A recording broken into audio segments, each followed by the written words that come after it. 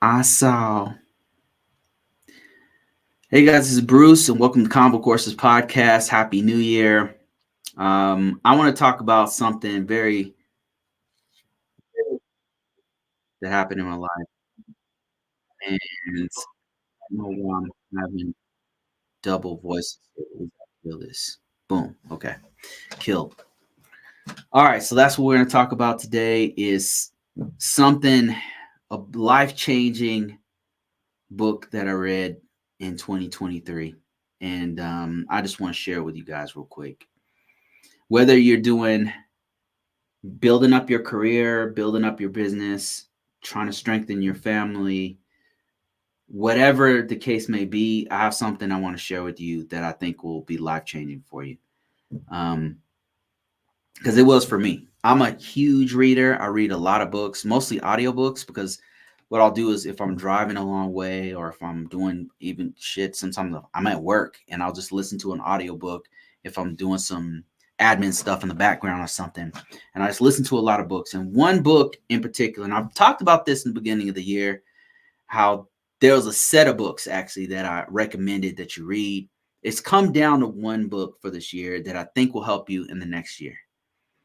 And that book is called A 12-Week Year. And I'll explain about it in a minute. But let me show you, if you happen to be watching me live on YouTube, I read a lot of books. I read spiritual books. I read lots of fiction. Science fiction is my favorite. Look, you have Work the System. That's a business book. That's a really good one. Dark Matter. It's a science fiction novel. I read constantly. Basically, I don't stop reading. I just all throughout the year. I probably this year probably read about, I don't know, about 50 books or something. I've gone through and listened to about 50 books. Bhagavad Gita, a book called Blood Music, A Man's Search for Meaning by Viktor Frankl. Excellent book about a dude who survived the Holocaust. Crazy, impactful, very emotional book about how to find meaning in your life and meaning out of no meaning, meaning when it seems meaningless, and how people do it in their worst times. Lots and lots and lots of science fiction books, books about ChatGPT, books about all kinds of books, all kinds of books. But one book stands out to me, and that book was called The 12-Week Year. This book right here is a life changer. 12-week year. Now I just want to explain the concept of it. So what you do is whenever you're making your New Year's resolution, you're like, okay, this year I'm going to get in shape. This year I'm going to get abs. This year I'm going to build my business. I want to make 9,000 a month, or whatever it is, right? Whatever your goal is, you say, I'm going to do it. I'm going to do it in 12 weeks. It sounds crazy, okay? It sounds crazy to say, I'm going to do it in 12 weeks, but let me show you where the magic happens. If you say I'm going to do something in 12 weeks, it forces you to focus on like one or two things. A lot of times what we do is we'll make a list and say, I'm going to do all these things in 1 year, right? 365 days. I'm going to get abs. I'm going to build my business to $5,000 a month. I'm going to increase my viewers on YouTube to 10 subscribers, whatever it is, right? You write all these things. If you do a 12-week year, and you're going to do everything you said you were going to do, but do it in 12 weeks, that's 3 months. It forces you to only choose one thing, one or two things. Right away, you realize there's no way you can do all the list of things you were going to do in 1 year in 12 weeks. So it forces you to think, how can I do all of this stuff in 12 weeks? I tried it. So I tried to take my whole list that I was going to do in 1 year. I tried to do it all in 12 weeks, and I ended up in the hospital. I'm not even joking. I'm not exaggerating. I literally ended up in the hospital. I took 1 week where I was trying to do everything, all this whole list of things. I was trying to do it, and I literally tried to do it in 12, and it's insane. And what I had to do was trim the list down to one or two things. I had to get it all the way down to two things, and that I could do in 12 weeks. and I had to be specific about my goals. In order to do it in 12 weeks, I had to cut out, I had to say no to a lot of people. I had to, man, friends, family, everything. I had to cut as many things out as I could, as I had to, and only get to those things that I absolutely had to do to get these things done in 12 weeks. Now, I'm not telling you, don't spend time with your kids, and I'm not telling you like don't pay your mortgage. I'm just saying, if the list of goals that you would normally do in a 365 days, condense those down to just one or two things and do that thing in 12 weeks. It's a psychological thing. It forces you to be more practical about what you're trying to do. It forces you to have measurable goals in that and it forces you to see if it'll work or not. Because in 12 weeks, you'll know whether that thing is going to work, and you'll see whether or not it's worth your time. It's amazing. The 12-week year, everything I apply to works. If I'm trying to work out in 12 weeks, I'll see results. If I focus on my books, man, my book turned. I'm now not just an author, I'm a publisher, because I just focus all my energy on just doing that one thing. Anything I focus on, it just becomes like a laser, and then it works. If I'm studying for something, if I'm whatever I'm doing, if you focus your 12-week year on it, it works. So focus, check out this book, 12-week year. Check out the site if you're interested. It's called 12week.com. 12 week year, all one word.com. Check out that site, buy the book. They have it on audiobook. If you're interested in that, go check out the audiobook.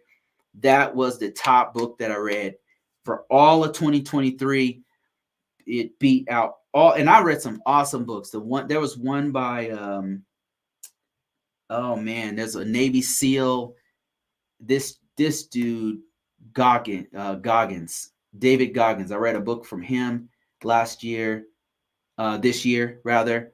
I read that book by Viktor Frankl, was really good. I read a whole bunch of awesome books, but above all, the best book that I read by far, bar none, has definitely been that 12-week year book. The 12-week year book has been the most effective. A close second will be the book by David Goggins. For me, it was just the time frame that I read it, I really needed that book, and it came at the right time in my life. And so it's been life-changing. And here it is right here. Let me just show my screen real quick. Here it is right here, 12-week year. Great book. Great book. Another one that was really good. If you like fiction, Hail Mary, this one by Andy Weir is really good. There's some other really good books in there, but if you want to change your life, 12-week year, check that one out. All right, let me answer some questions. Let me see. I got some folks on TikTok who are popping in. And the first one is,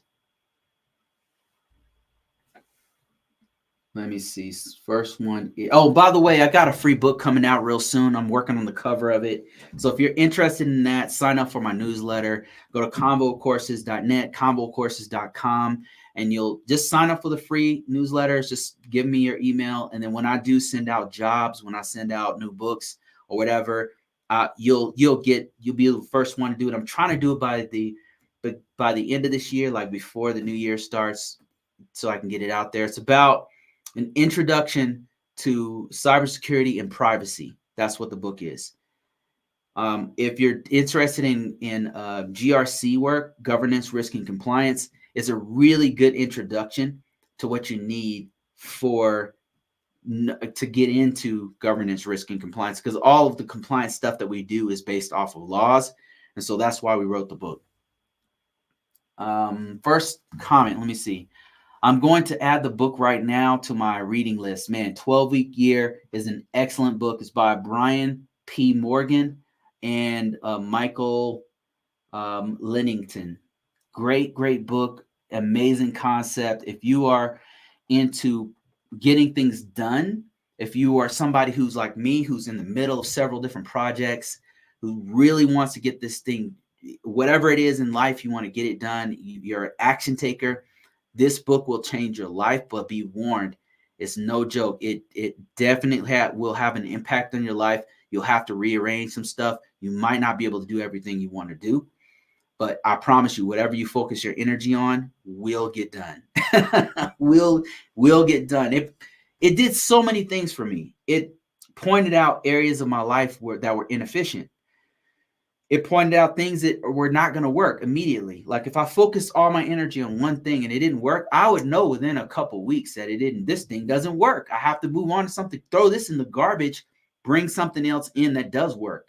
It forced me to face the ugly truth about some of the things that I was doing do not work. And that's another thing that it does psychologically for you. Like it'll, you know how like you might work on something for a year. You might be working on something on and off for like a year. And you're like, damn, I hope this works. And by the end of the year, you're like, man, I don't think it worked that well. 12-week year, it burns it immediately. You'll know within a couple weeks whether that thing's going to work or not. And you can throw it right in the trash. And then it forces you to think, okay, this process didn't work. What will work? What can I do that will work? Because what it does is they set out like a metric system where you hold yourself accountable. You have to hold yourself accountable. That's part of 12-week year, is that you got to measure everything you do, and you got to hold yourself absolutely accountable to what's happening. If something goes wrong, it's your fault. You need to fix it. Throw the old process away, bring in a new one, right? And you have to do it like fast. Somebody said, what's your cybersecurity New Year's resolution? What is your cybersecurity New Year's resolution? Cybersecurity New Year's resolution is to write more books, is to write more books for GRC that are going to help you with knowing the laws, knowing the standards. Basically, everything that I know, I want to pour it as much as I can, pour it into books, put it into audio form, put it into video form, and get it to as many people's brains as possible. That's my New Year's resolution. That's what I really want to do. It's not necessarily I don't think it'll help. It's not going to be as impactful if I get a certification, right? Immediately my immediate response is to say, oh, I want to get a cloud certification. Now, I want to say that so bad, but I know the most impactful thing I can do is take everything I know and work with other cybersecurity professionals and create more content and more books that I can put out in video form, in audio form, and of course in paperback, and put it out there for people to consume. That is my New Year's resolution, to put out even more books than I have before. Now I've got books on the NIST 800. I got like 4 books on that with bundles and audiobooks. I've got one on the NIST CSF with bundles and audiobooks. And now I've got one coming out about law. I've got one coming out that's already out about best cybersecurity practices that's based on the CIS V8 controls. I've got one about how to get in this career field that people ask me about a lot. I've got several books on those, but I want to do more about GRC work, how to get into GRC, what you need to know about GRC. I'm working on one for ISO 27001 that I'm doing with a partner. I've got projects coming out all lined up, and I'm doing them within my 12-week year, by the way. So that's why I'm able to crank out so much content. Somebody said, hello, Bruce. Let me see. Let me post this one. Hello, Bruce. Should I send you my email address here or there? Yeah, you can. Actually, you can email me at contact@convocourses.com. contact@convocourses.com, and email me directly if you're trying to contact me. I do get a lot of emails, so be warned. I've got a lot of people commenting on my stuff, a lot of emails, people contact me directly, and sometimes it takes me a while to get to you, so I apologize in advance for that. I've got tons of people on TikTok. I'm surprised. I'm super surprised that how much reception I'm getting, but I'm getting a lot of people contacting me, so just bear with me. I'm not trying to ignore you. Sometimes it just gets buried under all the people contacting me.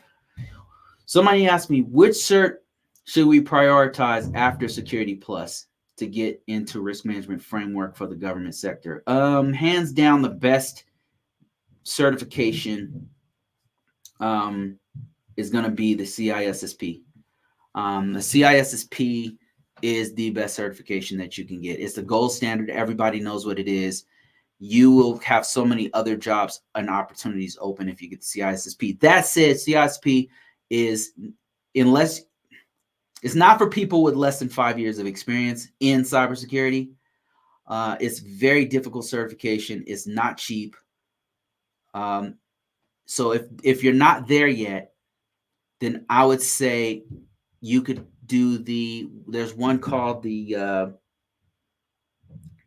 CGRC. They used to call it the CAP. It's called CGRC, and that is the best certification for the government sector doing risk management framework, GRC. Besides the CISSP, it would go CISSP, top of the food chain. If you're ready for that, then do it. You have because there's a bunch of requirements that you need to do that one. But if you're not there yet, then I would say the CGRC, do that one.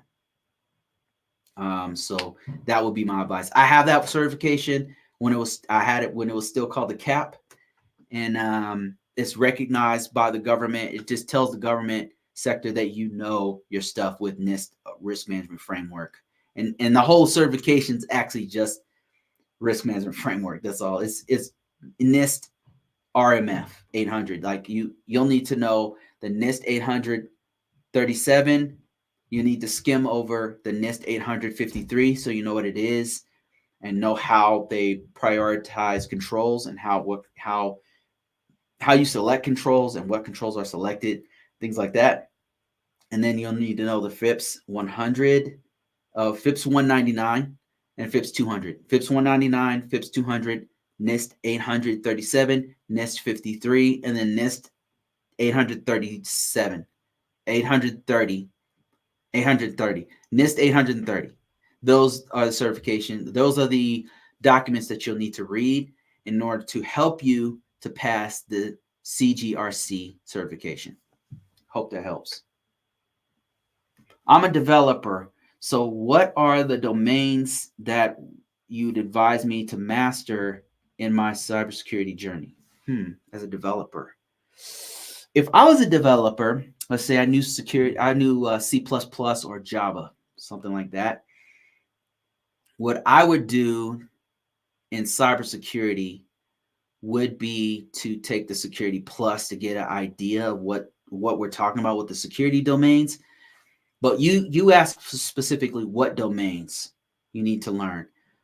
I noticed like a lot of developers are really weak on networking. I would know networking. I would get into that domain and how security works with networking. That's a big one. It's heavily relied upon in cybersecurity.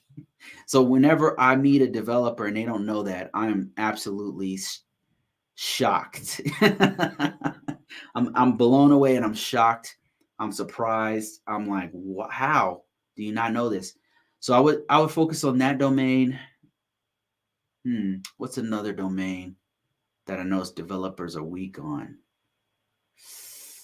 I would say that was the main one, networking. And networking kind of will tie everything else together because you're going to already have a solid understanding of application security. Operating system security, I would say, is another big one that I'm surprised that some developers don't know. Like locking down an operating system, a server and a client, like a Windows 11 box locking. How would you go about locking that down? So those are the two main domains, networking and then operating system security. Those are the two things that I would. But if you want a more well-rounded education on security, CompTIA Security Plus is a pretty good place to start for you. And another thing is it kind of depends on what security you want to go into because cybersecurity is a very broad umbrella. And so it goes into different aspects. It goes into what I do, which is GRC type stuff, which is governance, risk, and compliance. Lots of documentation, policies, adhering to policies and standards and things like that. But then there's pen testing, which is totally different. If you were going into pen testing, it would actually be the same. You still want to focus on networking and operating system security, and you probably still want to start off with Security Plus. So I would still say go the route of broadening your technical skill set on security. Like what CompTIA Security Plus is going to do for you is give you a very well-rounded understanding what the landscape of cybersecurity, information security as a whole. And then you'll be able to delve down into what pockets you want to go into. As a developer, a real good one for you to do will be application security, which you'll learn about once you start learning more about the Security Plus, because that one would be perfect for you. And they make very good money, by the way. Let me see. I got another comment question on here. Somebody said, Bruce, this is a comprehensive study guide that I worked with Jim to put together for GRC. Oh, thanks for that. I appreciate that. Let me see if I can. I'll bring that up while I'm speaking, and then if it's good, I'll present that. Okay, let's see. Let me see. While we're doing that, I can be reading other comments. So keep on bringing in the comments while I bring up this guide. SCPK tiny URL.com / this better not be a virus, man. That'd be perfect, by the way. That'd be perfect. Okay, I think I typed something wrong here. I put an L in there. Did I put L in there? Go. Okay, here we go. We have something here. Oh man, this is great, dude. You guys should put this on. Yeah, let me post this. Ryan just posted something here. I want to show you guys. So you should post this, Ryan. You guys should put this in book form and put this on Amazon for free. You can put it on for free. It's a great way to promote any sites or anything that you have. And this is a study guide for the certified governance, risk, and compliance that we were just talking about. Somebody asked me about this earlier, and so we were just talking about this. I'll just show it to you guys. And I apologize in advance for this not looking so good on TikTok, but here it is. And it's from Jim and Ryan, CISSPs respectively. And they're breaking down all of the domains. And I have the certification. So yeah, that is the domains.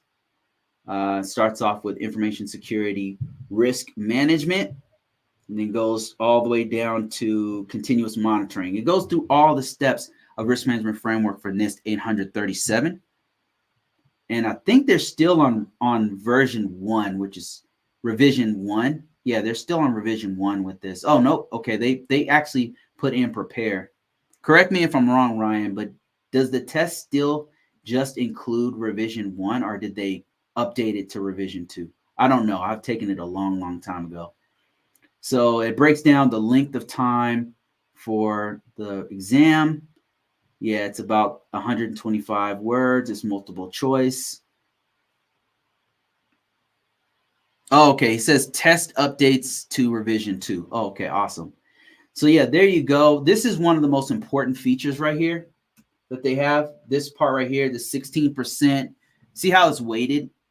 So when you're studying for the CGRC or any cybersecurity or IT test for that matter, you want to pay special attention to this right here, the weighted portion, because that tells you what percentage you're going to see of this particular topic on the test. See 16% on implementation of security and privacy controls, and 16% on information security risk management, which means you'll see a lot more of this on the test than other things. But really, this test is kind of evenly dispersed. I mean, some of them, some other tests like CISSP, for example, is heavily weighted on others. You might have 25% on one and 10% on another, but this one's pretty evenly dispersed, I'd say. And guides like this are great to have. And look at this, he's breaking down each one of the sources that you need to read through. And I would argue you need to check out FIPS 200 and FIPS 199 as well. I would also skim over NIST 853 just to know what it is. But yeah, these are the main places that they pull from. And this is a great one to have. If you guys are looking for this, he put this out for free. If you're watching me on Facebook or LinkedIn, then he just posted this out there on YouTube as well. So it's all out there. It's on my comments. And I'm looking at it right now. It's pretty good. This is it. He's breaking down each one of the domains. If you're studying for this test, this is kind of the direction you want to study in. Another tool that you could use aside from great books like this. Oh, he does mention FIPS 199, by the way. There it is right there. FIPS 199, FIPS 200 is also a great place to check out. Yep, he mentions FIPS 200. So thanks for that. I appreciate this great guide. This is the kind of stuff that we need to help people with. These kinds of guides right here. This is the kind of stuff that I'm posting out there on all the books that I put out there. This is the kind of stuff that I'm doing. Haven't done certifications just yet, but I plan on doing it one of these days. But great. Thanks for that, Ryan. I appreciate that. If you guys are looking for some material and where to go for, reach out to some of the professionals out there. And luckily, a lot of professionals follow me. People like Ryan are putting out free content like the videos and books and guides and all that kind of stuff to help you guys to dive in there and get to know this material from the inside, from people who actually do this on a regular basis. And then Chuck said, would it be more beneficial going the GRC route than going the other technical roles like pen testing, security, engineering, etc.? And would it be more future-proof than others with AI? That's a great question, Chuck. I'm just going to give you my 2 cents about this, Chuck. It really depends on what you want to do. I'll give you my recommendation, but let me just tell you, like, I want to be real with you. It depends on what you want to do. And the reason why I say this is because if there was a developer here, like this developer, I would advise him to do application security. That said, he needs to have enough knowledge on general security first. That's why I recommend CompTIA Security Plus for this guy. For him, the best path forward for security would be application security, hands down, because he's a developer. So he actually already knows a lot of things about application security, securing the source code of an application, doing things like having comments in your code and making sure there's no variables that are secured. And the way that you do that with, however you do that with, I'm not a developer, so however you do that, but he knows that kind of stuff. So that is where I would have him go. If you were somebody like if you are a program manager or a project manager, and you're kind of weak on IT, I would recommend probably going into the governance route, because governance route would be more, you would be used to communicating with people. You'd be used to leading projects. And that's a lot of what I do, is leading projects. I lead projects for the system that I work on. We do a lot of vulnerability management type stuff, but that leads right into GRC risk assessments that we have to do and participate in, and compliance. So a project manager would be great as an ISO, as doing an information system security officer, GRC type route would be great for them. So what I want to say is, Chuck, it really depends on where you want to go with it. If you're starting off from scratch, I would say take your time in picking a direction to go. And the reason why I say that is because, first of all, you want to know if you want to even do IT in the first place, because you might not want to. And then once you get in the door, once you understand, okay, I know IT, I know all the jargon. This is really cool. I really like doing this. What will happen is something will kind of choose you. You'll find that you're very good at one specific area other than over another. And sometimes you just gravitate towards a certain topic. For example, you might get into this, Chuck, and you just really like networking. Like me, when I first got in, I just really, really like networking. It was just so fun to me. It was like a bunch of toys that I got to play with. And because of that, I just did nothing but networking stuff. And I became a network engineer for a little bit. Was I a good network engineer? I found very quickly that I wasn't very good, because there was so many different levels to it. And I just something chose me. It was security. Security chose me. And I'd been doing security for 5 years before that, because I was doing physical security. And there was a lot of marriage between physical security, because I do physical security assessments. I got the concept of security much easier than I did the more technical aspects of it. So yeah, if you're new to this, first of all, just get into it. Just start to learn IT, the jargon, the landscape, and then something will start to choose you. And then you'll choose something, but something will choose you, right? First of all, it might be more technical. It might be more into a project manager type role. It might be more of a GRC type role, but it'll kind of choose you. Which one would I recommend? I would recommend one that is an easier path and go with the flow of where you're at. I would start where you are. In other words, for the developer on TikTok, there was a developer that jumped on and says, "Hey, which topics should I in cybersecurity should I focus on?" Until he knows more about cybersecurity, the first thing that they got to do is learn more about cybersecurity. That's the very first, IT and cybersecurity.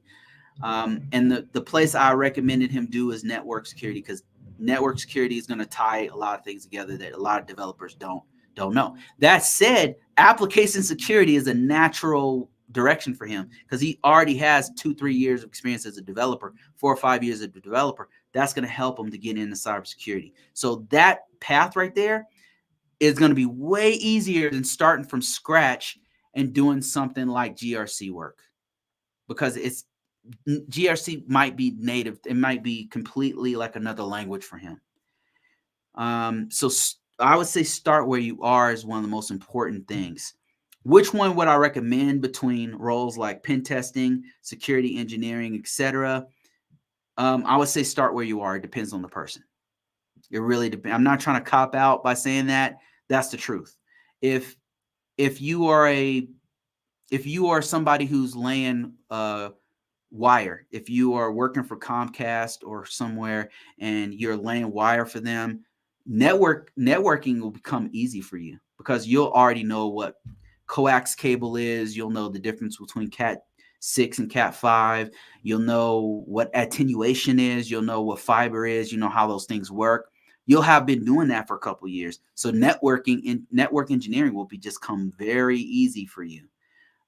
Start where you are, and that'll allow you to have an easier path forward and getting to that big money. Because each one of these paths, whether it's pen testing or security engineering or GRC work or networking or whatever, each one of them has a 6-figure payday.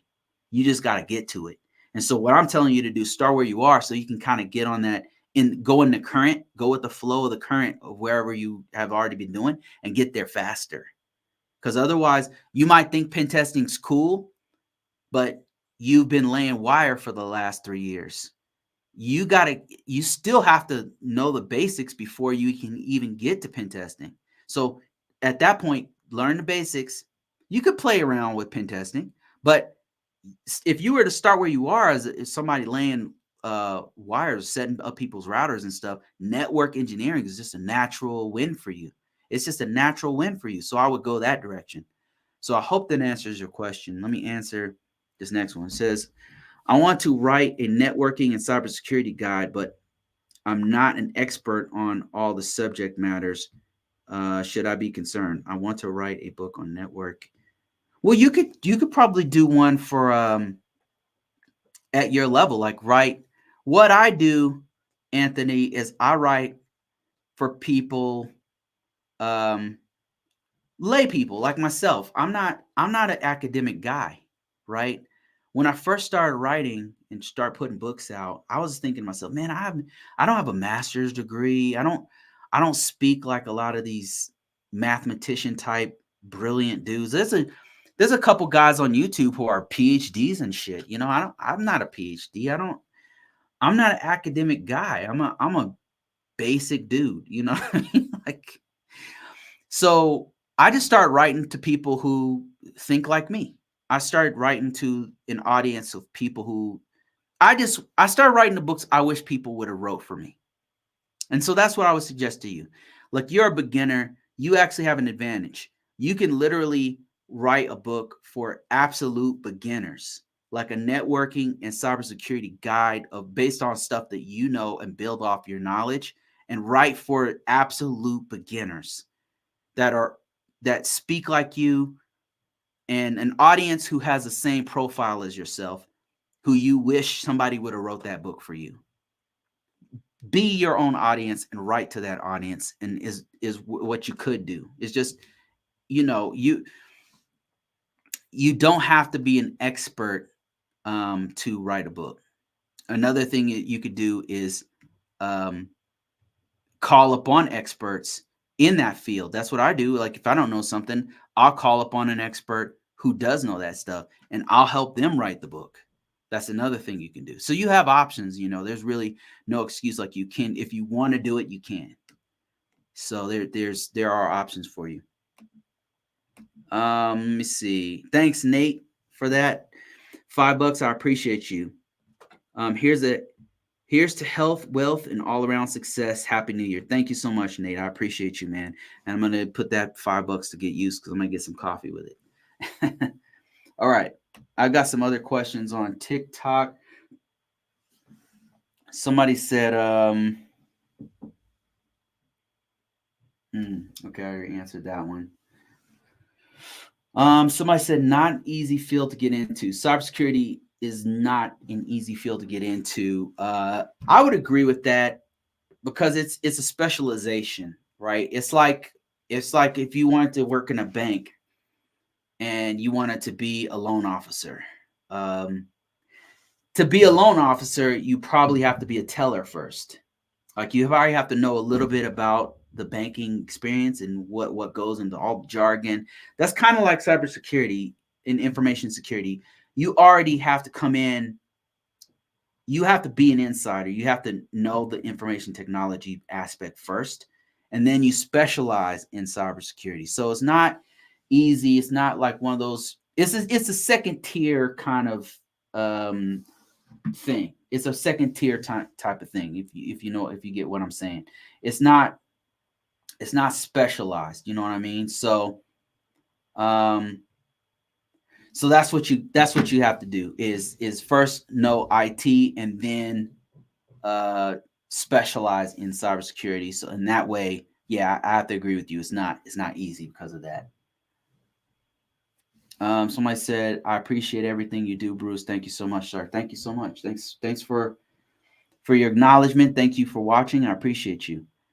Somebody said, currently studying something unrelated. How can I break into GRC? What are the step-by-step process of breaking into GRC? Step one, you need to know information technology, basic information technology. You can't skip this step. It's a GRC IT is foundational to GRC. So you cannot skip the foundation. The foundation is knowing the common body of knowledge for information technology, not just the technical aspects and setting up a server or setting up making a client talk to a server. That's part of it. You have to know what that jargon is. What is a server versus a client? What is a network? What was a private public network? What is the jargon is really what you need to know, and the landscape overall is what I'm speaking on. And then the technical aspect comes with it. But when I say the landscape of information technology is how do organizations use information technology? And to know that higher level of knowledge and not just like installing an operating system, to know like how does an organization use it, how do universities use it, how do banks use it, to know all that. Thanks, appreciate you. To know all of that, you're gonna have to, at some point you got to read. So step one is to know information technology and how it is used by organizations. That's step one. And some of the common body of knowledge you need to know off the top of my head would be knowing networking. How do networks work? How do servers work? What's the difference between a server and a workstation? How do computers actually work? How does the CPU work with the RAM, work with the storage, and what are those things? Basic things. You can find this stuff all over for free, all over the internet, on YouTube, everywhere. I would recommend reading. And the place to start would be, if you don't know anything, would be CompTIA A+. That is a great common body of knowledge I can point to and say, here, this has everything you need to know about the common body of knowledge to start with information technology. That's step one. Know the common body of knowledge for information technology. Step two is once you have that common body of knowledge, I would say step two is get hands-on. Now you can do hands-on while you're learning it. Hands-on means set up a server, set up a network, put your hands on a wireless network, set it up at home, configure it, set up a firewall, mess around, look at the packets that are flowing through. There's tools that you can do all this stuff. You can actually do most of this stuff for free that I'm telling you. But you got to start the reason why I say step two is hands-on is because you can know about it academically, but if you don't if you don't touch it, you don't really know what it is. You know conceptually what it is, but you don't really know until you mess around with it. So I would say step two, mess around with the technology. And you can do both of those steps at once, by the way. That would be a smarter way to do it. Step three would be once you know the common body of knowledge, you've touched it, you've put networks together, you've done step two. Step three is to start to learn the security best practices, cybersecurity best practices. There's a couple places you can go to learn this. And I'll just tell you a couple off the top of my head. One is CompTIA Security Plus. It has a breakdown of how you secure your network. Once you've built your network, how do you secure it? How do you secure an operating system once you've installed it? How do you secure a DMZ? What the hell is a DMZ versus internal network and an external network? Why do you have to have those three, right? CompTIA Security Plus is a great certification. The reason why I keep promoting CompTIA is because CompTIA, they do a really good job of breaking down the curriculum. If you go to college is the best option, but not everybody has those kind of resources and time to do that. If you can, by all means, go get yourself a bachelor's degree. If you can do that, that would be the best choice. And you can knock out step 1, 2, and 3 all at once, right? Or back to back.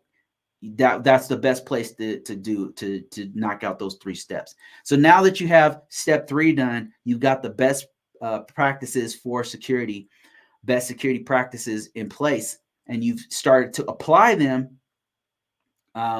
Now you can start thinking about GRC. As a matter of fact, it will come naturally to you because GRC is nothing more than how does the organization use information technology in a secure way. So now you can kind of see the big picture. you have to learn IT to know what the hell this stuff is, right? That it's like the syntax of everything we do. It is the grammar to everything we do. It is the language that we're speaking through. IT. We can't speak unless you know that language. And then the security piece is, how do we secure what we've put into place? How do we make sure that it doesn't get infiltrated, it doesn't get broken into? We make sure that people's privacy is protected. How do we do all of that? That's the security piece. And then how does the organization as a whole put all this together? How do we as an organization, if we have a company, how do we put all this stuff in place and make sure it's secure and it's doing what we want it to do? It's doing what we want it to do in a secure way and protecting our customers and our clients' data. That's GRC. GRC stands for governance, risk, and compliance. And it's putting all those three concepts together to make sure your organization in your particular industry is doing it effectively. So those are the steps of GRC. I hope that helps. And that's kind of a very high level approach to what I'm saying. It goes very, very deep. Everything I just said goes super deep, super deep. But we have a few minutes to talk about it. Larry, my man Larry, thank you. I want to say shout out to Larry. Larry, in 2023, man, you've helped me with my liquid death addiction. And I appreciate that so much. Larry's been really a huge support to this channel. Larry, I believe, is a project manager. And he says, Happy New Year, fam. Can you break down the most notable GRC work? And also, are there entry-level opportunities outside of compliance, the compliance part of GRC? Thanks for sharing your knowledge and providing a space for all of us. Okay, this is a really good question. I have to really get the hamster wheel working on this one. Okay, first part of the question is, can you break down the most notable certs for GRC to work? Okay, yes, I can. In order. The first most notable GRC certification, the number one it's the most notable. Everybody knows what it is. There's no question about it. If you have it, you can get yourself a GRC job, is CISSP. Hands down, accept no substitutes. It's the best certification that you can get. Whether you agree with that or not, it's a fact. Is a fact. It's the best certification because everybody knows what it is. It covers the most ground. If you have it, you know something about security. More than likely, that's not to say that you're the best at security. There's definitely not to say that the CISSPs are not always. We're not all the same. We're not all equal. There's not every CISSP is good or knows what the hell they're talking about, by the way. But if you have that certification, you can get yourself a very good GRC position. The next one in line will probably be, there's a few of them that are in the number 2 position. One of those is called CASP. Another one is called CISA. And another one's called CRISC. And I put those all at number 2s because most people know what one of those are. And they're accepted in most industries. So I would put those kind of on a number 2. And then a number 3, like a third one, a tertiary one, will probably be CGRC, but that's very specific to the government. CGRC is formerly known as ISC2 CAP, would be another good GRC certifications.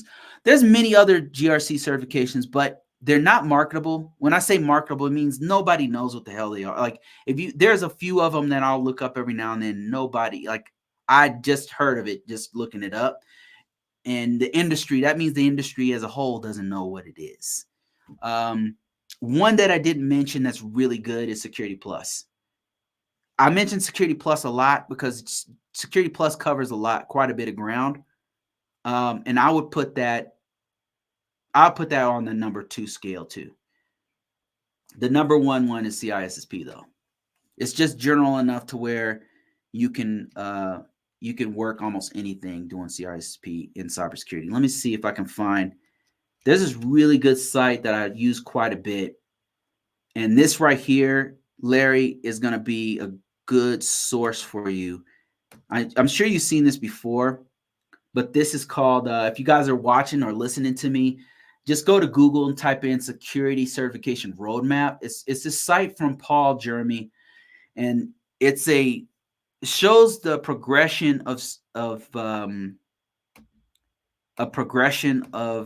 cybersecurity and IT certifications that you can use, and it has like a tiered structure where at the bottom you've got your entry level, and then in the middle you've got intermediate, and at the top you've got experts. And these are how the certifications are kind of broken down. Let me kind of show you guys on TikTok if you guys are not familiar with this. Very, very good stuff. One of the best sites. I don't know who this guy is. I don't know this dude personally, but this is just a brilliant, awesome little tool that I found on my journeys through the internet. And it's just really, really good the way he broke it down. He updates it like every couple months or so. Very, very good stuff. And this roadmap breaks it down. He's got it broken down by types of certifications. You got your networking ones here. You got your IAM ones over here. You got your security architecture engineering, asset security. And then look, CISP is like right here at the beginning of the expert level. I'd probably put it a little lower, to be honest with you. But yeah, they put it on the beginning of the expert level. It's highly recognizable. And then you have some of your the secondary ones that I kind of pointed out that are kind of in here. Another thing I would like to point out is that your GRC stuff is right here in this black, security and risk management. This is mostly GRC type certs, meaning they're broad enough to where they're covering lots and lots of ground. But yeah, that's in a nutshell. This right here will show your progression of security and risk management certifications. You'll see some of these that I don't really recognize. Like, let me see. I'll just point one out. Here's one right here. This certification is the first time I've seen this. I'm clicking on this for the very first time. I've never been to this website. I'm pretty certain that employers are not going to know what this is. Not to say it's bad. It's just nobody knows what it is. But it is the GRC certifications, MGRC. And why is it not as popular? I mean, marketing, right? Like it's marketing. And so marketing does matter, because if nobody knows what the certification is, that's a problem. So I would say CISSP, then Security Plus, and then C-Risk, CISA. You could probably put CISM in there as well. And then at the bottom of that list, I would say the CGRC. And then your next question was, are there entry-level opportunities outside of compliance, the compliance part of GRC? That's a good question. Damn, Larry, that's a really good question, man. Entry level.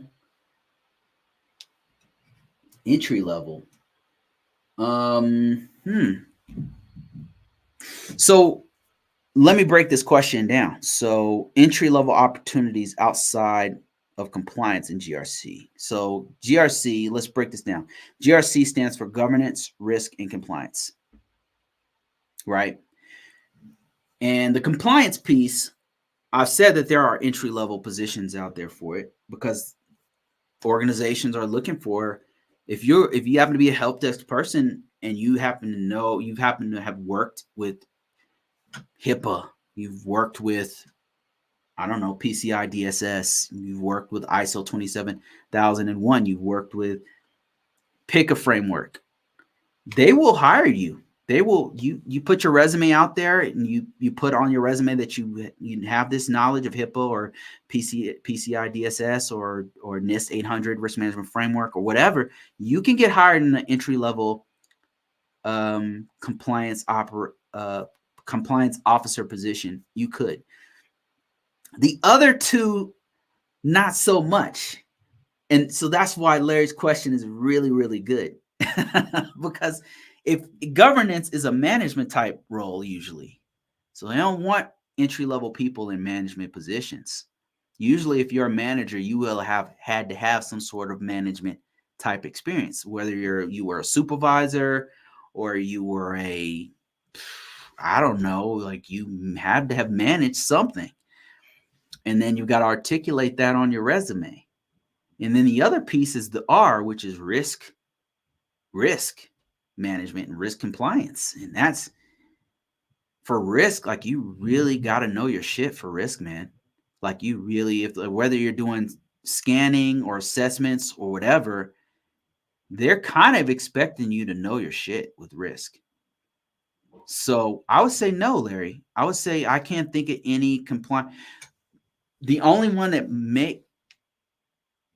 maybe if you were like a junior level assessor, maybe, but even that, yeah, there's not gonna be many positions for that. So that's a great question. I would say no. I'll say I haven't heard of any risk junior level, like an entry level risk assessor. No. A junior like entry level management position. I mean, maybe if they were willing to, if you were a supervisor before, but you had to have been a supervisor, which is not necessarily entry level. So no, I would say there's no entry level G and R. C, yes, compliance, yes, but unless I'm missing something, G and R, I can't think of any off the top of my head unless it's like an entry level assessor. So, man, that's a great question, man. That's a great question. Thanks for that one. That was awesome. And then Larry asked another question or made a comment here. He says, I've been working as a PM in governance for the public sector for 4 years. That's another way of saying that he's a project or program manager in governance management for the government for 4 years. I have a couple of master's degrees, and in 2024, I'm chasing down a cert, hoping that will open up doors for GRC cyber. Man, you can do it. You can absolutely do this. You can absolutely do this. Can you guys hear me? Can you guys hear? Can you guys hear me right now? Larry said sound, so I don't know if you guys can hear me.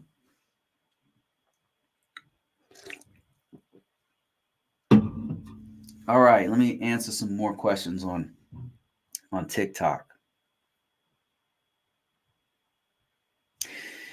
Somebody asked, can you talk about experience CISSPs use anything from industrial security, FSO, or CPSO workaround?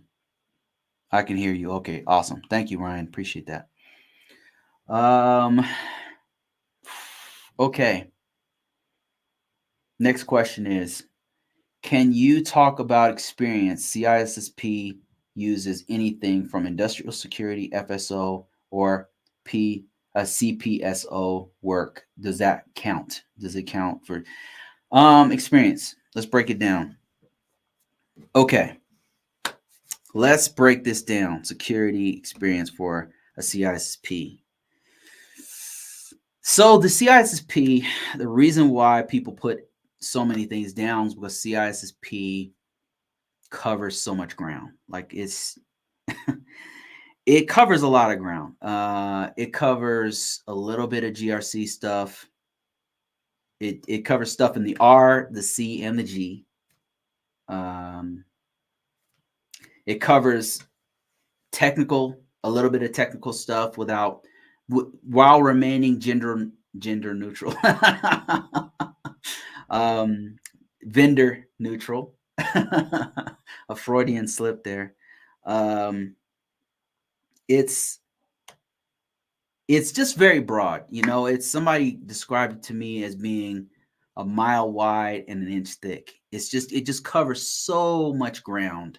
And that's why you see such a diversity of people's experience on their resume when they're a CISSP, because it does cover physical security, by the way, physical environmental security. You can find that stuff on the test. It just covers so much ground, and it's just really, really broad. And which is why if you get the CISSP, you can get a GRC job. It's going to help you with your networking job. It's going to help you with your whatever job you want. Like, it's just so broad that it kind of covers a lot. And a lot of employers are asking for it everywhere because of that reason, because you're just kind of like a jack of all trade and a master of none. Yeah, and it can cover industrial security, facility security operations, like physical security, environmental security. You any kind of security you've done, I can't think of anything that's wouldn't be counted on. I'm sure there's something, but it just covers so much ground that if you have any security experience whatsoever, it could probably fit in that gigantic bucket of CISSP. It's going to help. It's going to enhance what you know as a security expert. So, and I don't know what a CPSO is. Let me actually look that up real quick.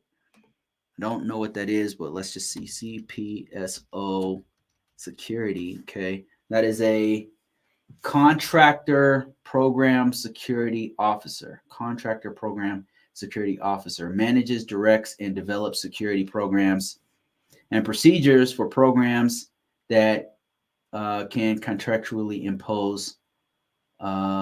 be imposed security requirements. Yeah, this is definitely something you could. This is also could help you a lot, actually. And people are looking for this kind of work. So this also is like personnel security. You manage, direct, develop security programs. Yeah, that's GRC. That's the G in GRC right there.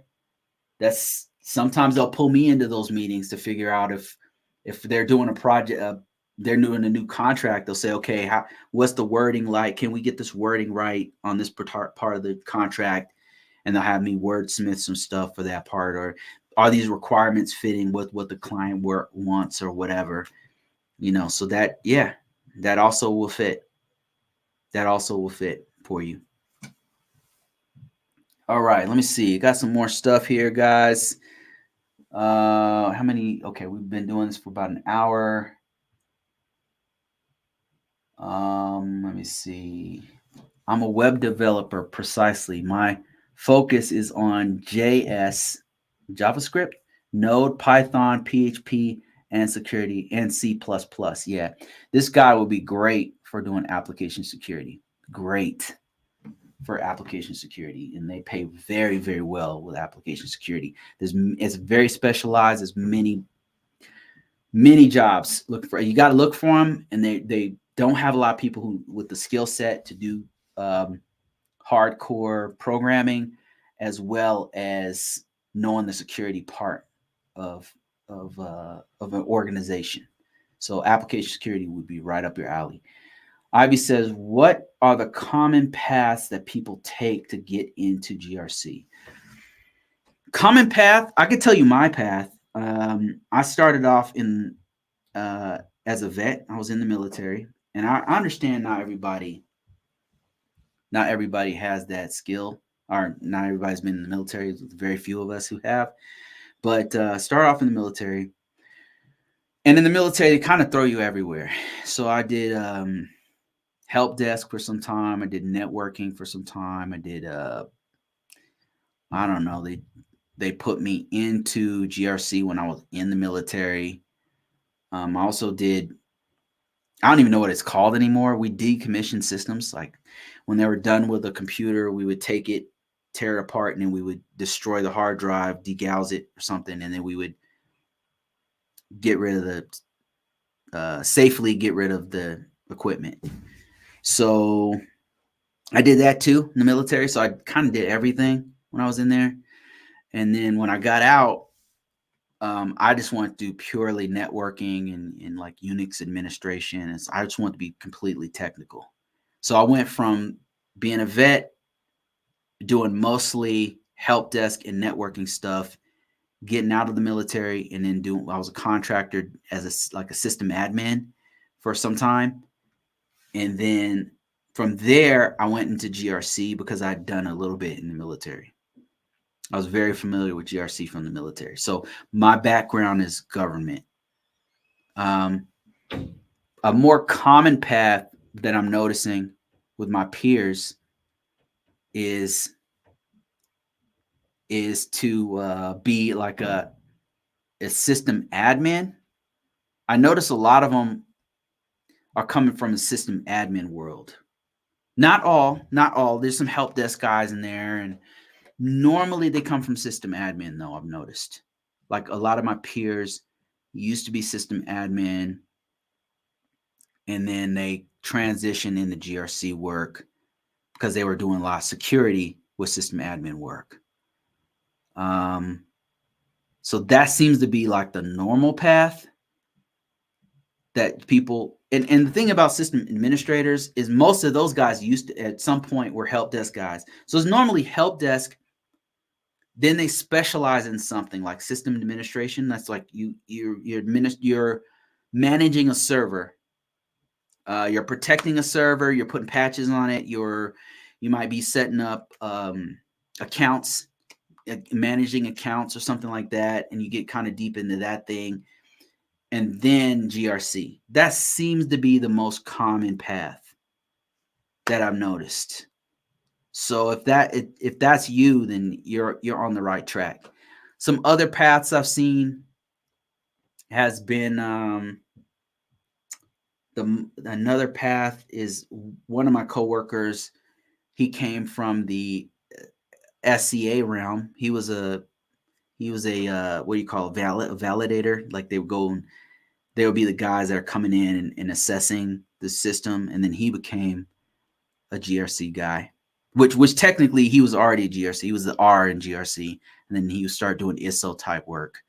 So I've seen that path. But then he also came from help desk. So it's mostly help desk, and then they specialize in something, like they do like some kind of server.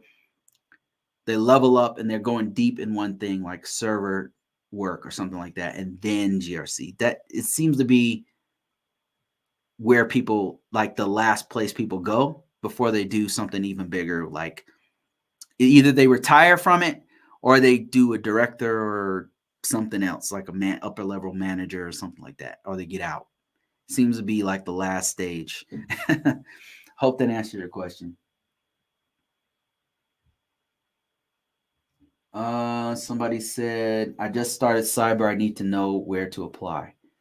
Oh, I need way more information than that. And I'm not sure if you're still on anymore, so I'm going to skip that question. Just started. I need way more. Do you mean you're okay? What title I have to work for? I just started school 3 months ago. How can I get into remote after 3 months? Okay, this is a lot of questions, my guy. So sounds like a student. How can I work? How can I look into remote work with only 3 months of cybersecurity school? I would say you're gonna have to manage your expectations. And I'm not trying to. I want to be real with you. I want to be real with you. I'm not just trying to sell courses and sell books. People are looking for experience. What I mean by experience is they want you to know, they want you to have had hands-on within an organization or have done some sort of project where you are trusted with the keys to the castle, like where you are trusted with important information, sensitive information. If you were in school, they want to know that you worked on a project to help set up the workstations for students and you cleaned off viruses or something. If you you volunteered to set up a wireless service in your local community. You got to have some skin in the game usually to get the remote jobs. The remote jobs are not easy. They're very, very competitive. So let me just be completely real with you. They're looking for experience. And I know the big challenge is, especially if you're trying to go into this real fast, is that there's a chicken and egg situation going. How can you get experience if everybody wants you to already have experience? Like there's this big thing where they don't want to hire you because you don't have experience yet. How can you get experience if nobody will hire you? Right? That sounds like where you're at right now. And then you get out of school and you're like, damn, I can't find a job and I want a remote job. But what you don't understand is that, number one, remote jobs are very competitive. Very competitive. So you're competing against somebody. You have 3 months of school and you want a remote job. I'm not telling you it's impossible, but what I'm telling you is you got to manage your expectations. I'm telling you the real deal about this here environment. You're going to be competing against somebody who already has 3 years of in the field experience. So you're a person with 3 months worth of cybersecurity school, and you're trying to get a job, a remote job, and then there's going to be 15 people ahead of you who already have 10 years of experience doing IT work. Who are they going to hire? You know what I'm saying? I'm not trying to discourage you. I'm telling you to manage your expectation, and I'll tell you a path to get there. It's not easy, and it's going to take you some time. But if you're willing to do it, you can get there. All right. So if you have no experience, but you have a couple of years experience, or let's say you have a security plus, or you whatever, right? What you need to know, number one, is that everybody's looking for experience. Number one, experience above certifications, experience above everything, above your degree, above everything. That's what employers want. Number two, like I just said, remote jobs are very, very difficult to get. So where do you go from here? The first thing you should do, especially if you're a student and you still in school, even if you're in high school, whatever the case, and you're trying to get in this field, you got to get actual hands-on experience right now. Don't wait. Don't wait till you get your degree. Do not wait. There's a few things. If you're in school, there's a few things you can do. Go straight to the staff and figure out if they have work that you could do right now. Whether they pay you or not, don't matter. Like, you're working for something bigger. You have a bigger long-term goal where you want to work remotely eventually. You'll get there, but it's not today. It's probably not going to be today, more than likely. So first thing you need to do is get that experience. If you're in school, you're in luck, because now they usually have some sort of internships or apprenticeships that you can do in the school. Sometimes the school will have some kind of partnership with local businesses, like vocational schools, or they'll have a partnership with local businesses, and they'll allow students to come work on the job to get that experience. The great thing about those, whether they're paying you or not, is that you can put that on your resume. Okay. And we'll get to the resume and profiles in a second. But right now, you got to get the experience. You got to get the hands-on experience. It's not enough to have a piece of paper in your hand and try to walk in the door. The experience right now, apprenticeships, look into those. Go ask the staff, are there any apprenticeships? Are there any internships? Is there anything I can do at the school? Or are you guys setting up networks? I want to help. I want to be a part of the staff. I want to help set up images on the computers. I want to help. I know you're like, well, I don't want to do that. I don't want to be there. I'm trying to work remotely. I have a kid. I have this.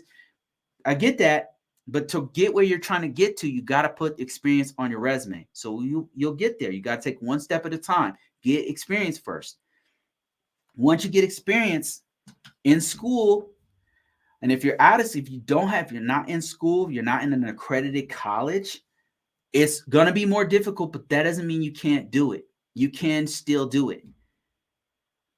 What you can do, there's a couple things you can do, especially if you already have the knowledge. Let's say you're just really sharp on IT. You're just really sharp. You build your own computers. you're a gamer, you build your own stuff, you build your own networks in your house. The knowledge is there. You already have it, but you just want to get that job and you want to get that experience. What you could do is start your own business.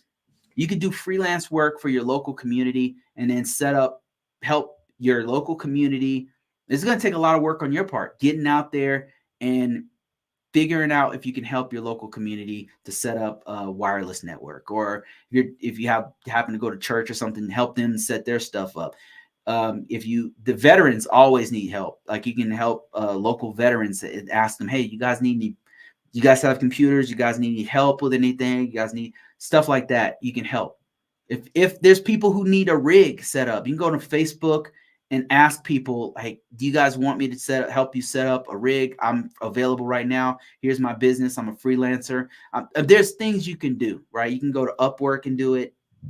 You can go to Facebook and get what you want to do is get hands-on experience and then get that on your resume. I'm trying to figure out ways that you can do it if you have nothing. Not easy. Another thing you can do is like me, go in the military. Military is gonna get you. It's gonna beat you right into shape. You're gonna be baptized by fire. You might not live on the way out, but sometimes you gotta take risks. You know what I'm saying? Anyway, so those are a few options you could do. Those are a few options you could do that are available to you. The name of the game is to get experience and get it listed on your resume. Once you have it, you have experience to put on your resume. You need to make a resume, ATS style resume. If you don't know how to make one, you can download one from me. Mine's free. It's on LinkedIn. It's on link is in my bio. It's called CompTIA. It's called Convocourses.net. You can download my free resume to get an idea what an ATS style resume looks like. It's very important that it be ATS style resume because that is what employers are looking for. Does that make sense? They're looking for a certain format because there's so much going on right now. Everything's moving so quickly that they have to have a database. Employers have a database. And what they're doing now is they're pulling in people's profiles from LinkedIn and from Monster and from Dice. They're grabbing them all into their database, and then it has to be in a certain format. That format is called ATS style, or application tracking software. It pulls it in. If it's in that format, it fits right into, like Tetris. It just fits right into place. And then they can then consume all of your information that you put, your first name, your last name, your phone number, your work experience, your education, all of it just comes right in. If it's not in that format and you try to make it look pretty and you try to put little flowers on the sides or whatever the hell, like put a little picture in there and it looks nice, it's not going to be pulled into their resume properly. I mean, into their ATS style, into their database properly. It'll be all messed up and they're just going to throw it out. That's why it's got to be an ATS style resume. And then that way they'll see you when they're looking for somebody who has 3 months of cybersecurity school or security plus or whatever you have on your resume. They'll pull that in and then they'll be able to call you up and say, hey, hey, Dana, are you ready to work at our organization? Or, hey, we're looking for somebody with your experience. Are you in the Denver area? Are you in the DC area? So it's like that. So that's what you need. Hold on a second. I got a call. Oh, Lord. Hold on, guys. This has been going on for some time. Somebody's calling me. Hold on in a live. No, it's not here.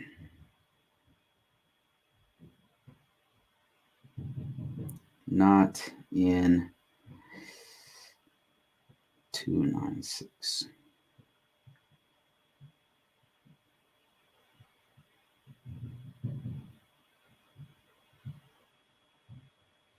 Sorry, guys.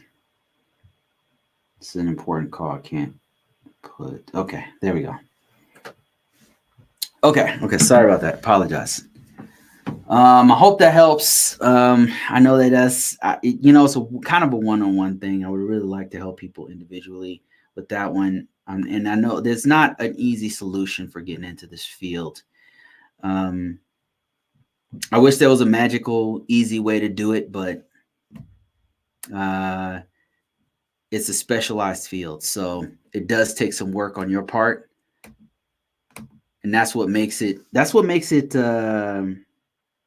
so great to work in, because not everybody can do this work.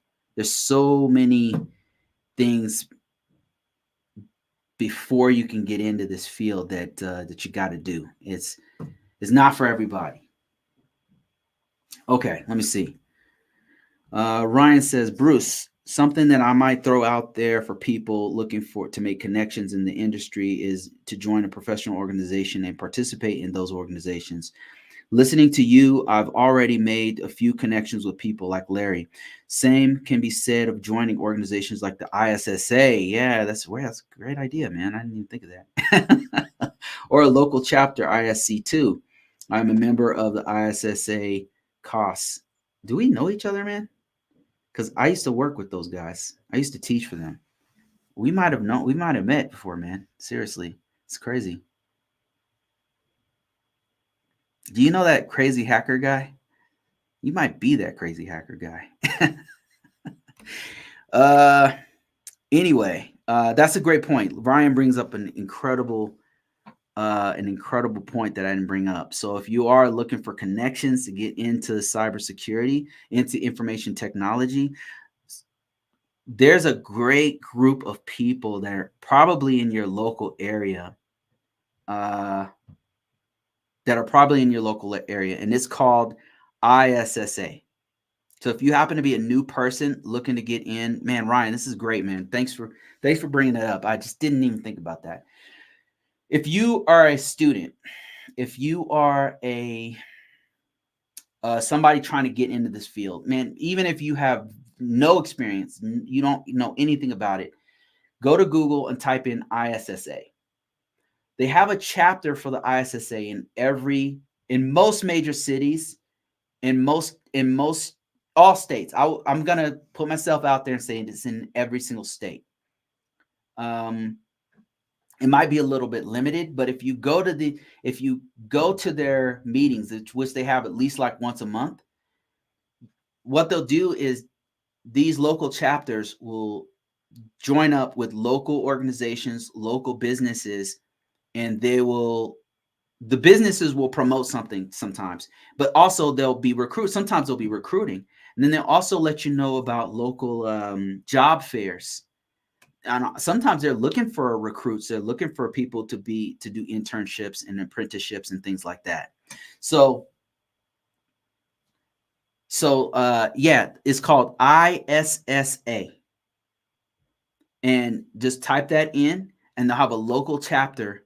And this is a great way to network with other people. A great way, because there's so much to be said about networking with other people, and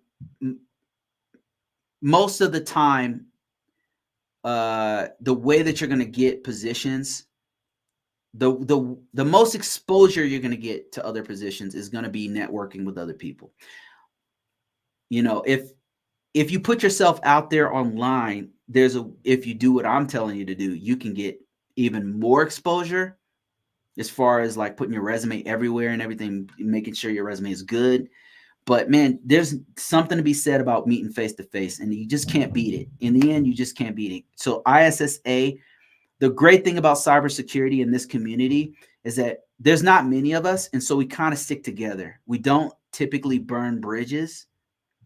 There's not many of us doing this work, and a lot of times we'll dual hat it. That means like we have several different jobs and stuff, so we're not stepping on each other's toes. There's so much work to do that we're more interested in pulling people in than we are of kind of blocking people and getting people out, because we just don't have enough people doing this work. And a lot of us are getting older, man. To be honest with you, it's an old game. Not a lot of younger people are doing this work. Unfortunately, it sucks. So I've noticed like a lot of, I've talked about this before, a lot of immigrants, a lot of, first year immigrants are doing, they're citizens, but this their first generation immigrants are coming in and they're doing cybersecurity because they could see how lucrative it is. So, but we really need younger people to come in and do this work, and going to places like ISSA is a great place to network with other people and figure out how you can get your foot in the door or even be mentored by other people. Let me see. Thanks, Ryan. That was great, man. That was really awesome. Which entry-level job titles should we search for risk management? What entry-level titles should we search for risk management framework? What's a good entry-level salary? Should Security Plus be easy to pass in IT? Okay, there's a few questions here. Let me just answer the first one. Entry-level job titles. What is an entry-level job title for a risk management framework, and what is a good entry-level salary? Okay, so the way I would like to answer this one is,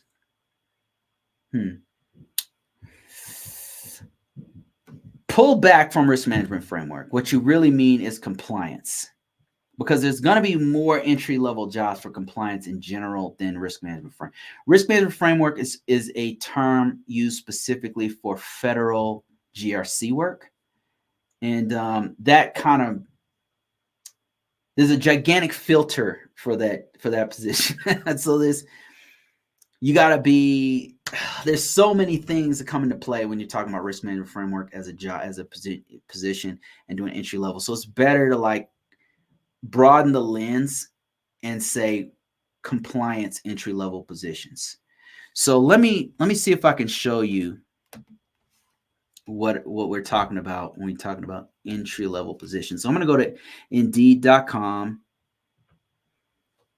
And I'm going to hold up, give me a minute to show you. If you want to follow along, or if you happen to be listening to me on a podcast, I'll explain every step that I'm doing here. The first thing I'm doing is I'm showing my screen and I'm going to Indeed.com, and I'll show you guys on TikTok as well. Here we go. And I apologize for this. It's not going to look pretty, but for the sake of following along, here we go. So here we are on Indeed.com. This is just a random ass job aggregator, and we're gonna type in compliance officer. We're looking for an entry level position. Let's just start off broad right here. So let's say compliance officer. Right? I just typed that in. And now we're looking for entry level, because this is a director, compliance, chief director, hospital chief. See how all of these are like super high level? We don't want that. Let's see if we can. So first of all, there's only 270 jobs for this, so we might not find what we're looking for, but let's just try anyway. So now what we want to do is we want to sort it by experience level. So let's go to experience level, and we'll say entry level. There's 20. Probably not in our hometown. And this says this is not right. This is a false positive. Director of Compliance Monitoring, and it's an entry-level position. So this might not actually be an entry-level position. But you kind of get the gist of what I'm doing here, right? All I did was I typed in compliance officer, and then I sorted by experience level, entry level, and there's 20 items out of 270 plus. And then chief compliance officer. I don't know how many of these are actually entry level, to be honest with you. But you would want to look through each one of these. So maybe compliance officer is not the right word we want. So let's look up something else. Let's just put in compliance. Let's just put in compliance. Let's see if that works. So far my experiment is not working. All right, so now we just put in compliance, and we've got all kinds of jobs. Now it's outside of security. It's just going all over the payroll compliance, and I don't know, compliance specialist, regulation. I mean, it's all over the place. But now let's narrow this down. Let's narrow it down by experience level once again. Was going to go no, let's say no experience required. Let's start there. Compliance telemarketing, we don't want that. Senior, man, I'm getting so many false positives here. So this is also not good. Let's try compliance analyst. Has a drop down of all the other keywords. Let's just go by compliance analyst. This might be in line with what we're talking about. And we'll just look all over the United States. We're not going to look in any one place. There's a 1,300 jobs for this. Payroll compliance. No, we don't want that. We want like a GRC type position. We'll try GRC next. Compliance analyst. Mark 4.3 remote. A remote job. I don't know about that one. Here we go. IT compliance analyst. SOC 2. 2 years minimum required. Okay. So what the original question was, how could you get an entry level? What job title would you search for to get a risk management framework job? And what I said was, I rephrased the question. You probably don't want to type in risk management framework for this opportunity. And the reason why is because compliance is very, very broad. So you can get compliance in the hospitals and banking, and there's so many compliance positions. So why limit yourself to just risk management framework, which is mainly for the government? So let's broaden it out by compliance analyst. And what we found was 1,300 positions. And there's a couple here. I found one. Let me see. Here's one. Risk manager and compliance analyst. That's the word we want. Compliance analyst, because I'm finding jobs here. And here's one. IT compliance analyst. That's kind of the word you want to put. Compliance analyst is one that you want to try out. And then you want to filter by experience level. I'm trying to think of another word you could use besides compliance analyst. Let's just try GRC. Let's try GRC analyst. Here we go. GRC analyst. And we're going to look all throughout the United States once again and see what we find here. So there's 1,300 jobs once again, and a lot of those are in line with the compliance. Are they? Let me see. Is that right? Is that correct? Let me just search again, because it seems like it's the exact same thing as before. It is, because compliance analyst is similar to GRC analyst, I think. So there's a lot of overlap. But here's a couple. I mean, here's a GRC analyst position. You see a lot of them are remote. I don't know if that's on purpose. Okay, that's a problem. Let's say we don't want just remote jobs. So there's 81 remote jobs and there's 67 hybrid jobs. I'm not going to filter by that. I'm just going to keep looking. But yeah, so analyst, GRC analyst, compliance analyst, those are the keywords you probably want to stick with. You could probably do risk management framework analyst, RMF analyst. Let's see if that's one. Yeah, looks like there's a few. There's one. Information security analyst. There you go. That's one right there. Supposedly that's an entry-level job. That's another one you could use. Information security analyst seems to be a good one. That one's popping up quite a bit. Let's try that one. Information security analyst. That's an entry-level type. But you'll notice, let me just show you something real quick before you get too excited. Because what you'll notice is that even though they're saying, oh, it's a junior level position for a risk analyst or whatever, you'll notice that they're still looking for like 2 years of experience. So entry level does not, and we talked about this before, doesn't mean no experience. If you want no experience, you gotta filter by no experience. I hope that makes sense to you guys. So yeah, I hope that answers that question. Let me see. I think they had a couple other questions here. They said,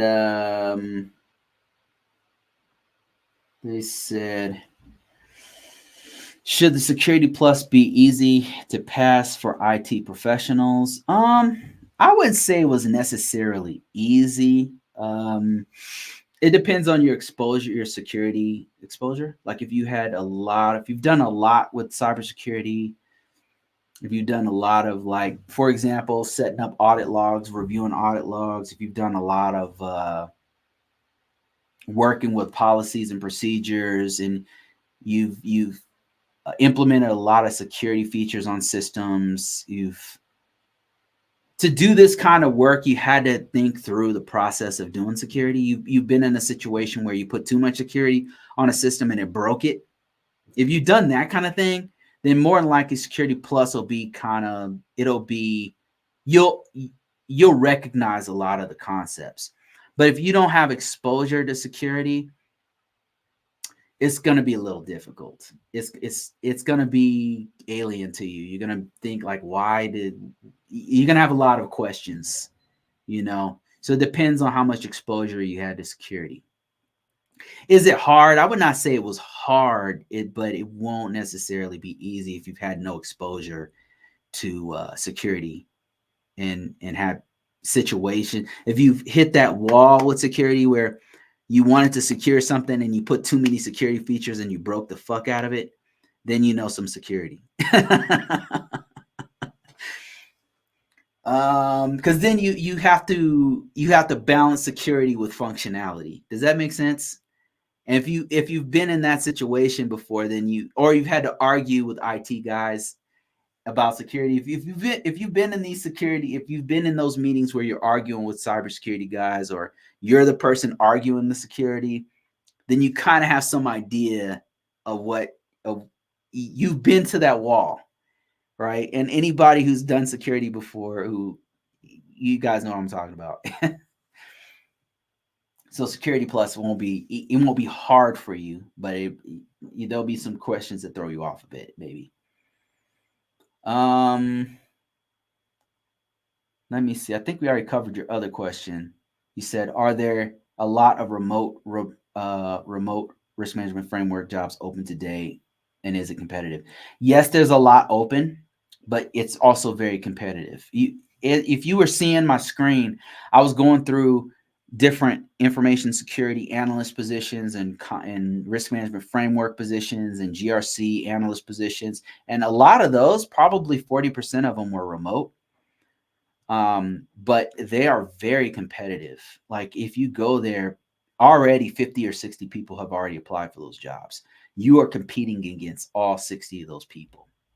All those people you're competing against. So it's extremely competitive to do remote positions because everybody wants them. That said, you can get them. You just got to be very aggressive about applying, and you got to have your resume game on point.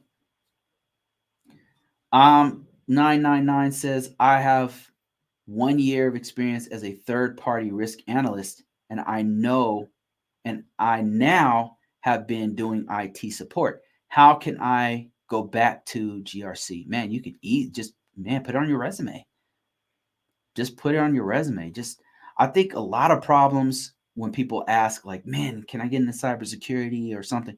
A lot of times it's the resume.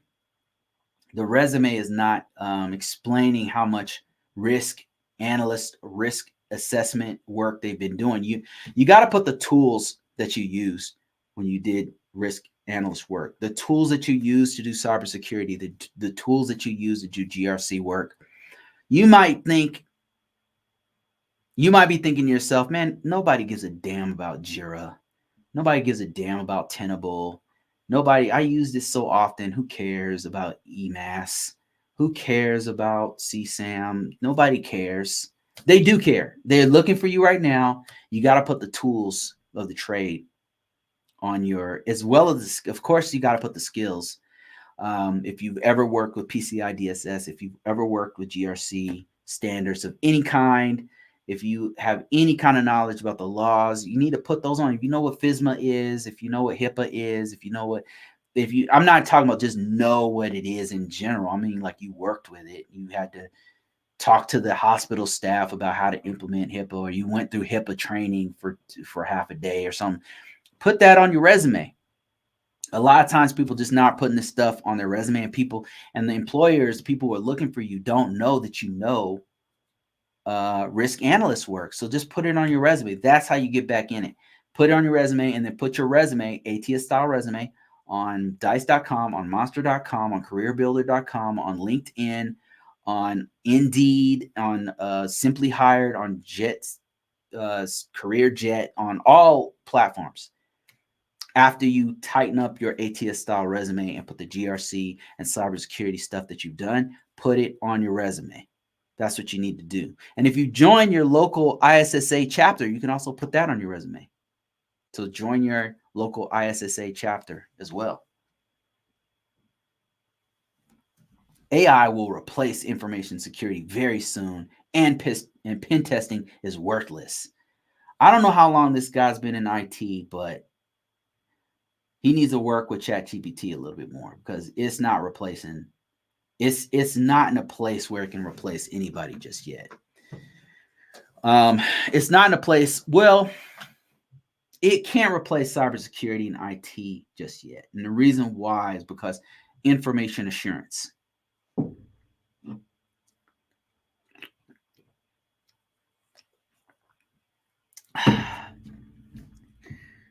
Let me explain information assurance.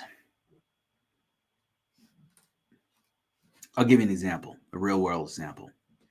Samsung is an incredible company, international global company who's had amazing success. I have a Samsung phone right here. They've got all kinds of incredible technology, groundbreaking innovations, all kinds of patents. They just have a brilliant team of great engineers.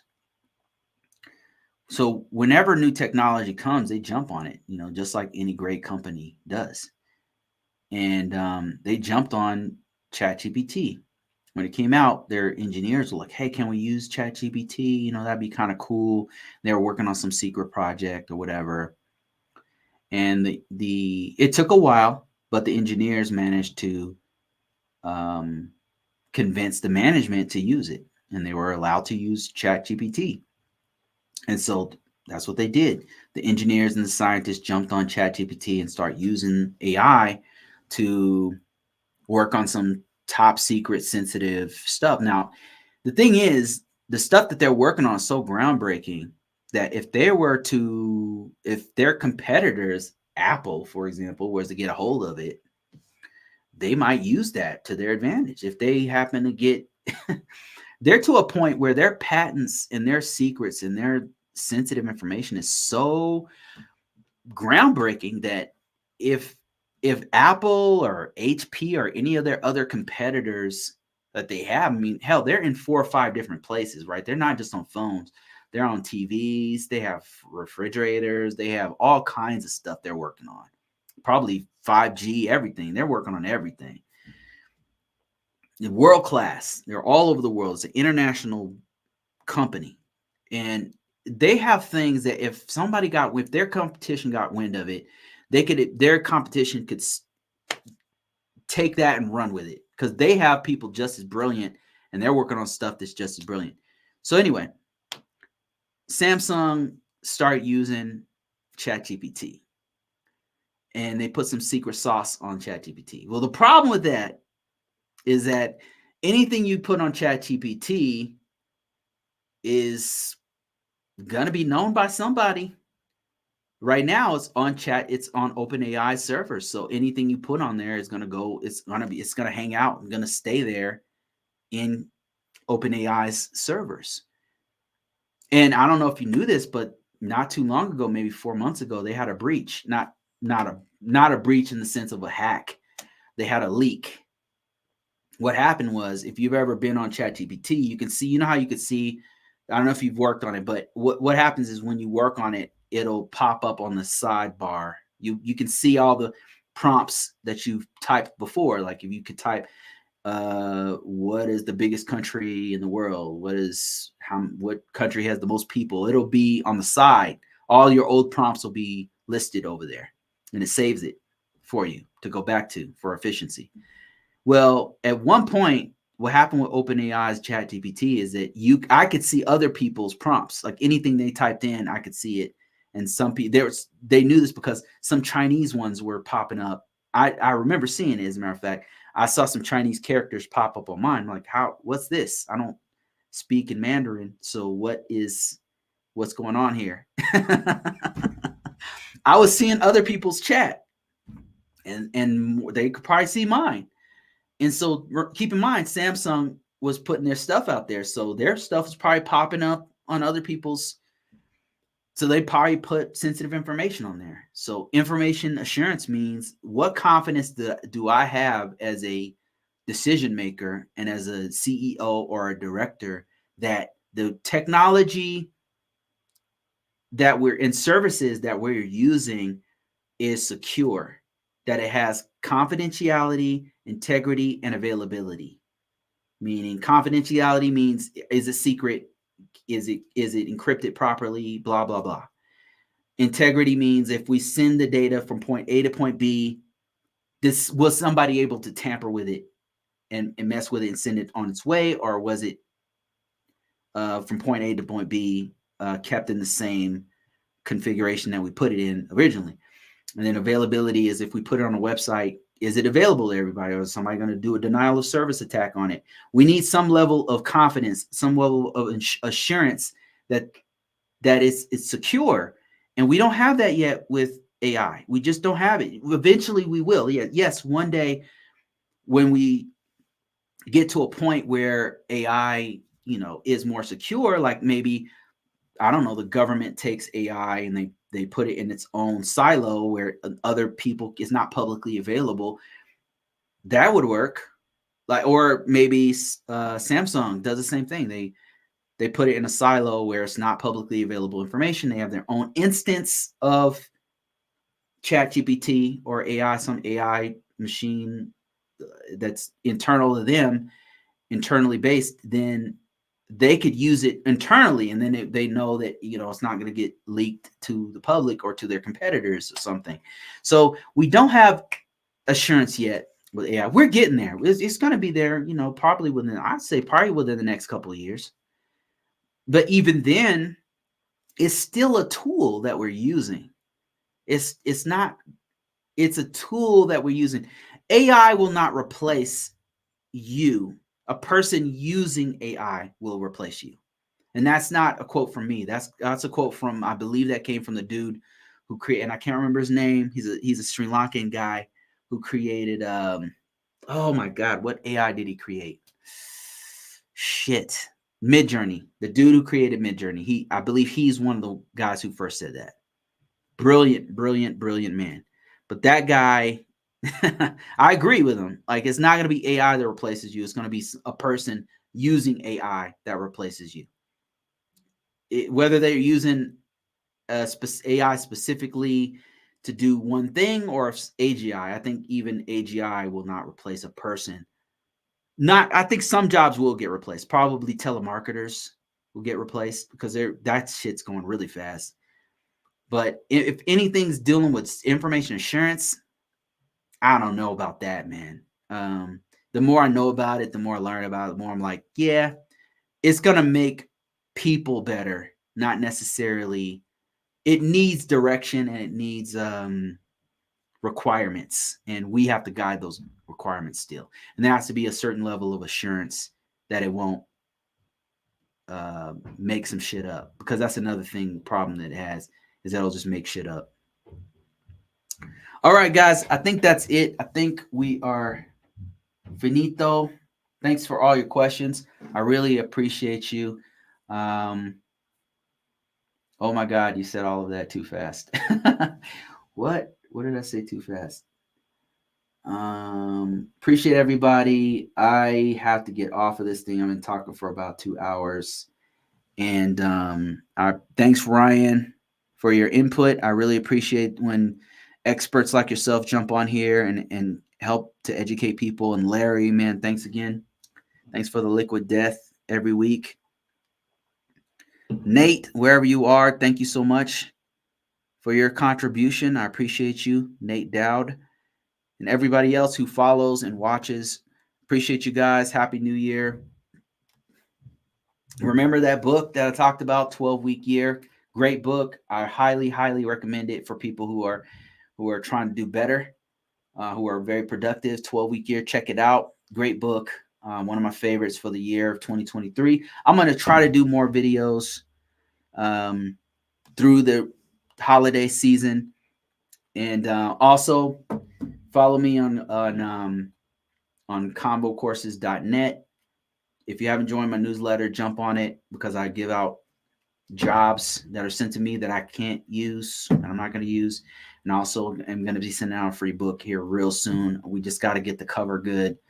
Wrote it with a couple of cybersecurity guys. So that one's coming out soon. Introduction to cybersecurity and privacy laws. Really, really soon coming out, as soon as we get the cover nailed down. And that's it, guys. Thank you so much. Appreciate everybody. Happy New Year.